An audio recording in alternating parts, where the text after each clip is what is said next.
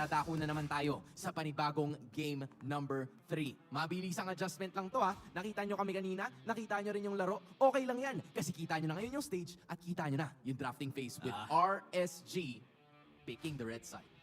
Tingnan natin kung ano nga ba ang lalabas dahil this time around mukhang ayan na nga agarang tinanggal ang Edith for the side of Falcons AP Bren. The Harith as well na nagpakita na rin in the first series of the day. Pero mukhang never nang malalaro sa MPL si Chip, no? Parang kung ako lang, hindi ko na papracticein si Chip eh.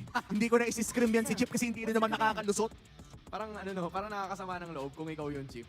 Parang nandyan ka para iban. Sinali ka sa laro para iban. Masyado kang malakas, tol. Masyado kang malakas, pare. Masyado kang overpowered. So, dyan ka na lang muna sa backs. Yan ang tinatawag na broken. Siya ang broken hero. And I think 100% of our players, coaches, and teams agree. So, kaya ilalagay mo na nila yung Chip dyan. For now, Yan. it's the Edith na tinanggal na ni Coach Ducky at ng Falcons AD Bren. Big respect din dun sa Fanny Men. Yung Fanny tinanggal din. So, quite scattered. Isang roamer, isang gold laner, at isang mid laner. Not for both of the teams, pero parang at least merong ganong mix yung banning phase nila parehas. Juicin is the final ban para sa RSG Philippines. AB Bren has chance to pick one. Ling, Ruby, Harith are open. Ling, Ruby, Harith, Hylos. Oh, Harith's banned out, so Ling, Ruby, Hylos na lang. And we talked about this kanina, di ba? You leave a lot open. Kung medyo mahihirapan ka upon taking those two heroes, mag-boss ka na lang na maraming posibilidad. Medyo delikado din daw pag kumuha ng highlos dito ang Falcons AP Bren. Mainly because marami pang pwedeng pang tunaw na pick ang RSG and looks like they're gonna go for the Ling instead. Alam natin na safe first pick ang Ling during this meta. If sinabi ko yun 4 months ago, hindi safe first pick yung Ling. Yeah. But during this time, kag first pick Ling, safe pa rin yan. I mean, at this point, kita mo yung Ling, especially when it's held by the one above all, the number 1, si Kyle TZ. You can't really go wrong if you're Coach Ducky. So, bigyan mo na kagad ng hero na maganda at alam mong magagamit niya to the fullest capabilities yung iyong jungler. In response, it's the Hylos and a quick pickup of the Joy. Confirmed, the RSGPH just going with the flow, with the momentum. So kanina naka-Johid na si Light, yung Edith ni Nibor na na-ban out, Hylos na lang din. So all the more ngayon, mahirapan si Kyle TZ. Confirmed, stun papasukin yung jungle mo, best believe. Basta nagka-ult na, yan si Nibor, ang call niyan. Invade. Kailangan nila ng pang-break ng tempo dito for the side of Falcons AP Bren. Someone na pwedeng mag-disengage o kaya re-engage. Dahil the moment na maglapag yung Glorious Pathway tapos may nakita kang Johit na naka-ejector state na, medyo kailangan nyo nang mag-reposition o antayin mawala yung mga ulti na yun. Pakiramdam ko naman, in high pressure situations, alam ng Falcons AP Bren na kailangan lang naman nating antayin mawala yung mga abilities na yun. So Valentina and yung Phobius ang kanila magiging sagot to wrap up the first phase of picks para sa kupunan ng Falcons AP Bren. No roamers just yet, which I really think is a risky choice for them kasi nakakuha na sila ng dalawa. So you are sure na yung dalawang matitirang options for ban ng RSG ay mapupunta sa roamers. Closing up the first phase for RSG, interesting na from game 1 to game 2 to game 3, ito yung first time na walang flex in the first phase for each Yeah. side. So very honest na sila ngayon. Parang ito yung gagawin namin ha. Ito yung plano, anong sagot nyo? Yeah, for RSG, I would still say na hindi tayo sure because both of these picks could still be flexed in the jungle though hindi pa nagagamit dito sa MPL. Hindi natin alam baka may pang-lason pa pala ang RSG but with this Aurora pick, mukhang magiging malinis ang kanilang anti-assassin na protocol dito. Ang hirap lumapag kung isa kang Ling. The floor is lava. Legit, di ba? If you are number 1, the plan, the protocol for RSG is to stop number 1. Kailangan mo mapigilan yung galaw ni Kyle TZ kahit saan siya pumunta as much as possible. Meron kang Johid, yung Hylos, and yung Aurora as the icing on the Yan cake. ang public enemy number 1. Public Yung enemy Ling, number 1. palapagin nyo lang. Kami nang bahala. Now looking at the bans, ano pwedeng atakihin ng RSG? Take it out of Roam. Falcons TV Bren. Roam number 1, yes. And there's the drop. Ayan na. Sabi ko sa iyo si Justin Oh, Nibor eh. pumasok na. Sabi ko sa iyo, Ayan na. mabilis sila eh. Official na. Na-acknowledge na. It's official. Nibor, Official na si Nibor. Justin Nibor. Maraming salamat. And with that, yung Grok na nga ang tinanggal for the side of RSG. Pwede pa nga silang magtanggal dito ng ng Tigreal if they want to double down doon sa mga roam bans. Grok, andyan na. Ang hirap, no? Ang hirap naman di tingnan. Pero yes, Si Soul ba yan? si Sol yan, boss. Si Sol yan, acknowledging, of course, a former RSG Philippines player as well. So, yes, yes. But for now, it's gonna be RSG Philippines na ngayon. Posibleng magtanggal nga ng Tigreal just like what Womi has mentioned kanina kasi naka-pick up na sila ng Johid and ng Hylos. Grok, Chip, Tigreal, at least 3 out of those 5 heroes ang tinanggal ni Coach Panda para kay Ogwin. So Falcons AB Bren, are they taking out jungle choices? Si Julian to, di ba? Ano to next? Nolan or Haya? Yeah, that's true. Probably. But looks like tatanggalin nila ang Alpha instead. Oh. Ang dami pang open though. The Hayabusa and the Nolan still available. And kahit counterpick ng Aurora ang Nolan, ay counterpick ng Nolan ang Aurora, kung magkakampi naman sila, Okay lang okay yun. Ang pabor pa rin, parang Combo-combo ron. Oo Burst, nga. zoning, CC. Kasi na lahat. Ala Daniel Padilla, if I would say.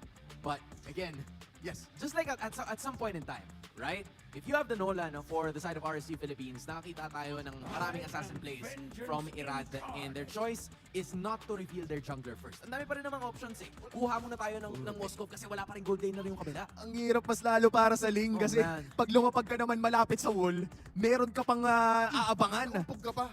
Nadulas ka na nga, naumpog ka pa. Men, isipin mo, di ba? Niyelo ka na, inumpog ka pa, Binalibag tinusok ka pa. binalibag ka pa. Oh, man. Nasagasahan ka pa ng tikbalang. Ang hirap naman ng senaryo ni Kaltizi dito.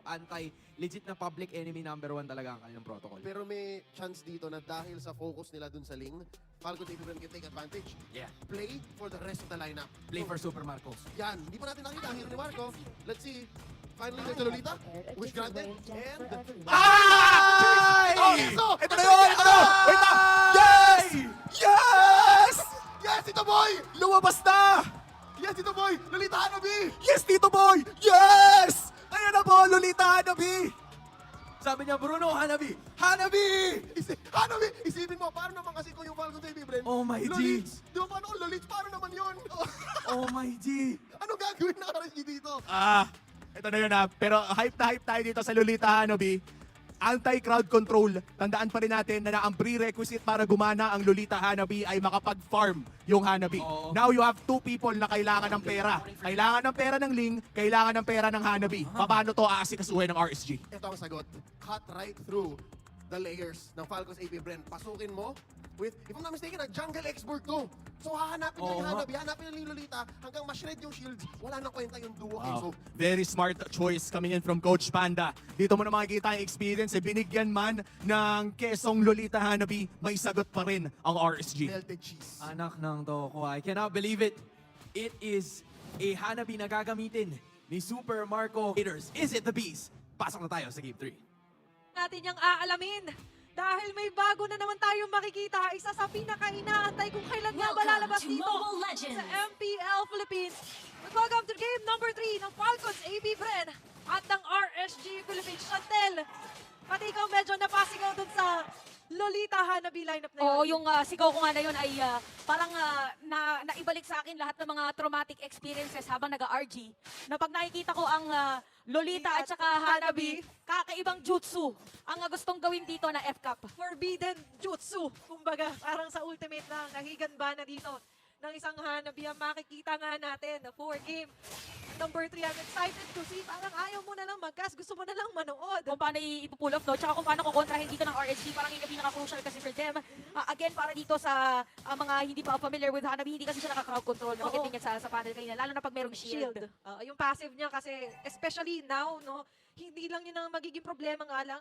May Lolita ba naman kasi, di ba? May pangharang. At hawak pa ito ni Owen. Ang ganda nung ginawa niya actually, lalo na nung una niyang tinapat to, sa Moscow din ko sa kanina. Ay, oo nga pala. Diba, ang ganda nung sabihin natin, pangsalag. Oo. Dun sa mga sibag, especially with the bulwark shield na nga lang din na meron yung Lolita. So, parang for me in paper ngayon, parang paano nga ba, di ba? Kukontrahin talaga ito ng RSG Philippines. I'm curious to see din kung ano nga ba yung comment din ng mga viewers natin. Ano yung reaction nyo? Paki-rate naman. Oo, nakalagay na yun na, ay, ano ko, ganyan yung nakalaban namin nung isang araw sa RG. Oo, share your experience with us. Kasi ito muna yung i-experience natin. Kailangan mauna dito yung side ng RSG pagdating doon sa mga initial rotation. Yeah. Kaya naman nagiging matapang din si Kuya Diboro doon sa may bottom lane. Shoutout sa nag-edit. Napaka-bilis talaga ng ating mga MPL fans. Mga clippers, yung mga memers, lahat na. Okay, nagamit dito yung flicker ni Kuya Light. Okay, bilang na agad dito ng FCAP. F, live, di ba? Oo, F-Light. Okay, pumasok din yung mga players na makikipasok doon. Tinamaan pa nga nung ultimate na ILQ, bakit Q? At makukuha na rin nila yung turtle. Ginamit din last insanity para kay Irada. At mapapa-atras ngayon ng mga players ng RSG. Black KC, parang Mortal and Vessel. Yung kanyang ginagawa doon, pero buhay pa rin mga players dito na side ng RSG. Talagang dinidikdik nila ngayon ang mga members ng RSG. Sabay-sabay muna sila mag-uuwian. But definitely, ito yung makikita natin na kung gusto nyo ng action, itong game na yun, yung kailangan yung tutukan at hindi ma-miss out. Ang daming mga ultimates na nagamit ng Chantel, but surprisingly, wala pa tayong first blood. First turtle, oo, at makukuha pa rin naman yan sa side ng Falcons, AP Bren. Ayun o, ang hirap niyan kung ikaw si Kusei kung paano mo dedepensaan yung turret as much as possible kasi meron ding splash effect nagbabounce doon sa So, hero. So how much more later on pag meron ng item dito yung Hanabi. But so far in terms of laning, medyo lumalamang dito si Super Marco pero maganda na nakuha pa rin ni Kusei yung mga mid wave na kailangan niya. Kahit papano ngayon, medyo malaya-laya pa siya, di ba? But we could only imagine the impact kapag hindi sila nakahunt ng way to stop this Hanabi Lolita madness from Falcons, AP, Brent, from Soaring High. Pero ngayon, nandito si Nibor Nebur. Pero dito, dadalaw muna tayo sa may bandang purple buff ni Kyle Kizzy. Yung members from RSG, tinignan lang naman muna. Sa ngayon, magiging positioning, tatama ang Spear of Destruction. Grabe naman na tumibok. Si Kuya Kusei, nung moment na yun, naramdaman niya. Meron din kasi vision from light. Yes. Ito pre. Tamaan mo ng Spear of Destruction. Andun yun eh. Di ba? And imagine, si Kusei, iba rin talaga ang instincts niya doon eh. And definitely for Kyle TZ, magiging mas worry siya ngayon sa ganong klase mga calls din pala dito ng RSG Philippines. Pero ito yung magiging call muna ni Bor. Kailangan niya hanggat maaari, hindi naman super tower hack, pero hanggat maaari sa vicinity lang ng tower yung kanyang mga iniikutan. Oh, kailangan talaga yan. So ito na naman tayo sa sitwasyon na meron na naman pagong Athena. Kanina nagamit yung mga spells, yung mga skills, lahat yan available na ngayon sa ating laban. Now on its third week, Turtle, sinisimulan dito ni Irada. Nandito na si Cloud TC and View para magkaroon ng set of play. O buena, mainit siya doon. Glorious Pathway naman para dito kay View. Nag-iba na siya na ginamit na ultimate na IMU. Si Aqua, makikita nila at na-reset pa nga yung Turtle. Mawala ng Viraga armor dito ni Irada. Mapipilitan na tumambling. At mapapaatras na nga din dito si Cloud TC. Habang doon sa may top lane, may sariling pitikan lang din. At itutuloy pa rin. Pero pang fear at yung Turtle, hindi may nakukuha. Kamunti ka na nga doon. At itutuloy pa rin nila. Terms of place para dito kay Cloud TC. Mukhang mapapaatras yata. First blood, pamupunta ni Bor. Hindi sila magtatantan dito, Chantel, dahil nandito nga lang na first na makuha. Pero yung Turtle ay nandito pa rin sa kamay ni Iran. Masesecure nga ba nila to? May isang may ejector at yun ay si Ogwen. Mapapatay nila dito kasabay ng Turtle. So, Ay! Grabe naman yung habol na yun! Sa pangalan nga ng ultimate ni Johead, unstoppable force kaya naituloy din doon sa lane. Grabe napakakunat ng mga players dito ng RSG. And we have to commend ni Bora now at 1-0-1. Talagang nang aararo lang din dito ng mga players against FCAP. Sobrang nangaararo eh, di ba? Parang nagpapalay. Oo, talagang lahat ng pwede niya nga, palu-paluin na nga lang din doon ng kanyang scepter. Ay talagang nanabigyan niya rin.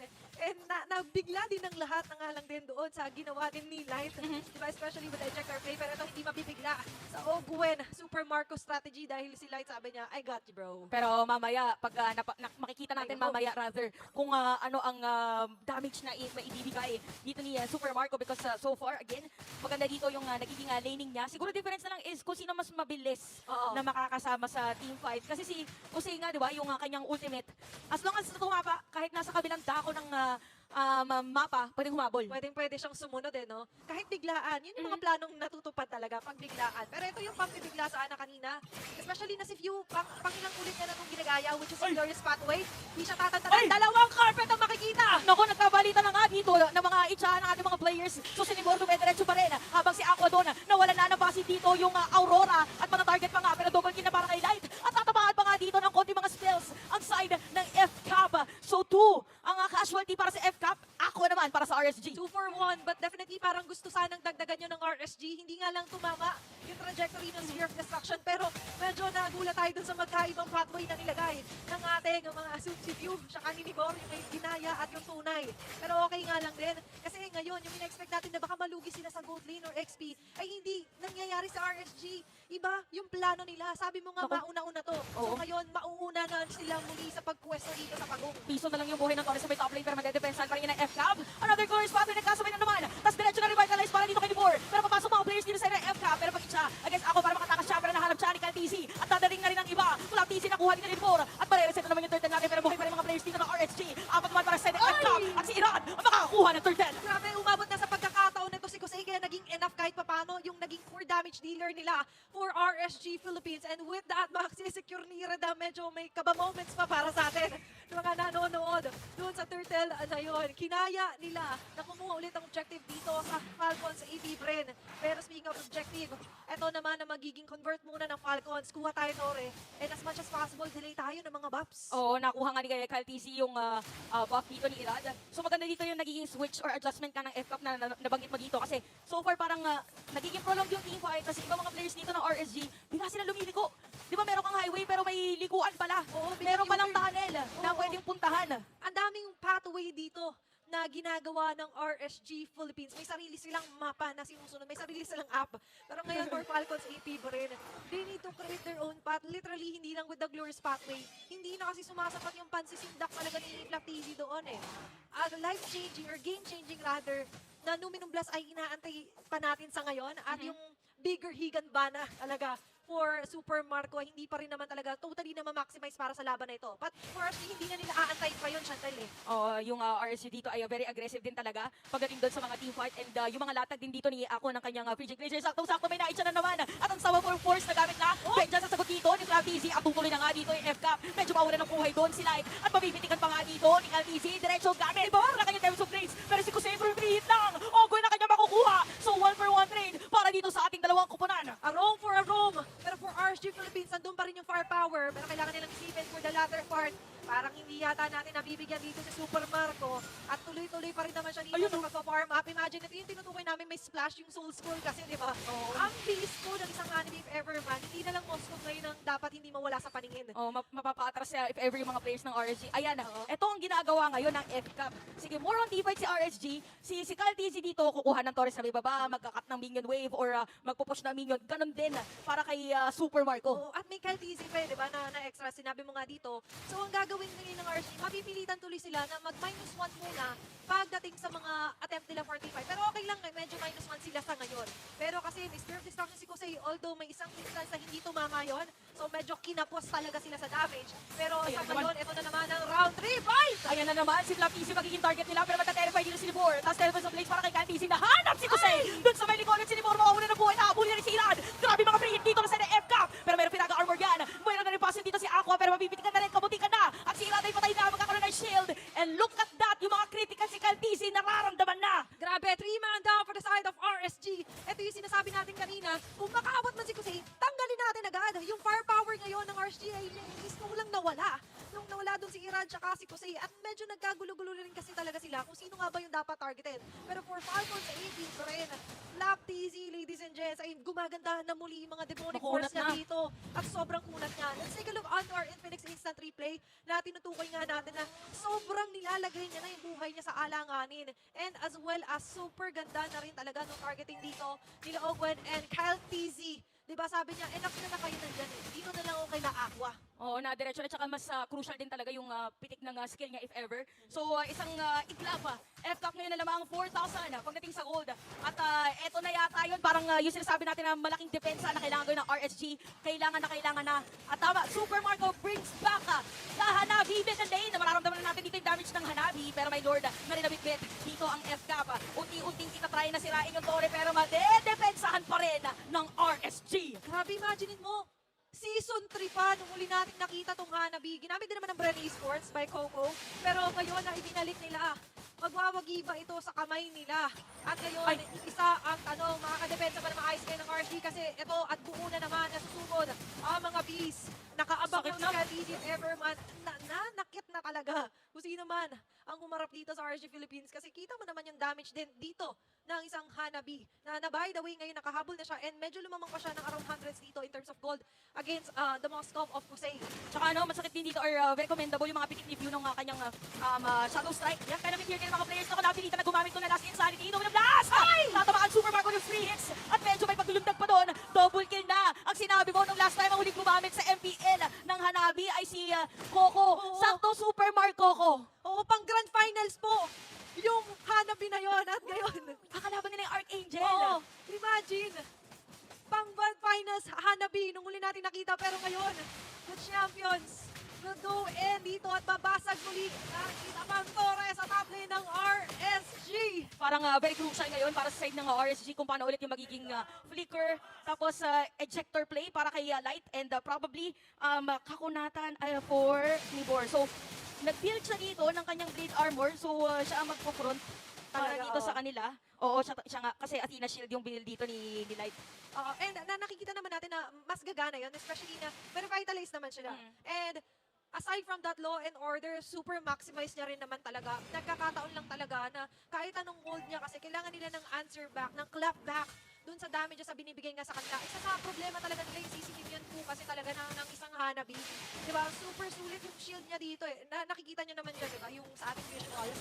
And Aray, super aray, hirap aray. niya nga lang din hanapin or hulihin dito pero huli sila! Mawala na nga ng Immortal Zero at nahanap na naman si Aqua dun sa may likod. Unstoppable na si Kyle TZ at meron pang hit against Irada. So ito na yata yung perfect timing. Inuunti-unti na rin si Libor. Sa moment na yon, mapipilitan na umuwi si Kusei. Kailangan depensahan niya yung base dahil merong minion wave ang FK